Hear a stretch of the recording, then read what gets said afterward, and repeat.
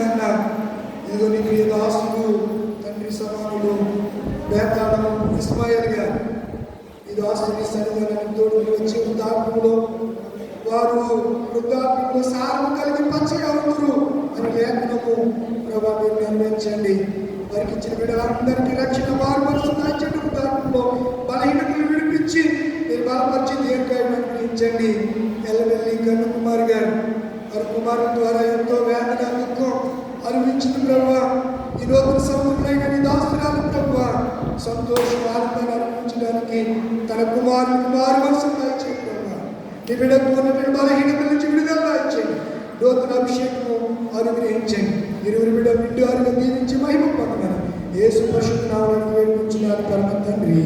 ఆ తండ్రి కుమారుడు పరిశుద్ధాత్మ సర్వశక్తి గల దేవుడు దీవెన ఇప్పుడు ఎల్లప్పుడూ మీకు మీ కుటుంబాలకు సదాకాలం కూడిగాక.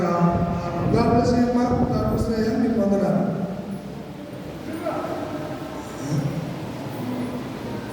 కుటుంబ సంఘాలు ఉన్నాయా? కుటుంబ సంఘాలు అయిన తర్వాత కర్ర చంద అయిపోయిన తర్వాత ప్రామిస్ కార్డ్స్ ఆకారం తీసుకుంటుంది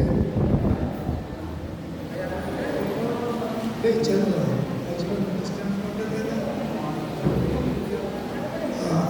ఇచ్చినప్పుడు చేయడం నా ఉద్దేశం. చేసేదా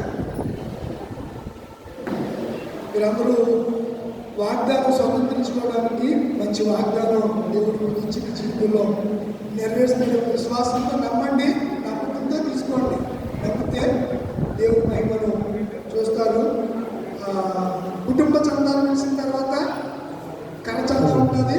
కరచంద అయిన తర్వాత ప్రారంభం చేస్తాను. అప్పుడు మీరు ప్రామిస్ కార్డ్స్ తీసుకుంటారు. కానీ తర్వాత కుటుంబ సంఘాలు జరగడం జరుగుతుంది. దయచేసి సంఘ పెద్దలు ముందుకు రావాల్సిందిగా కోరుచున్నాం.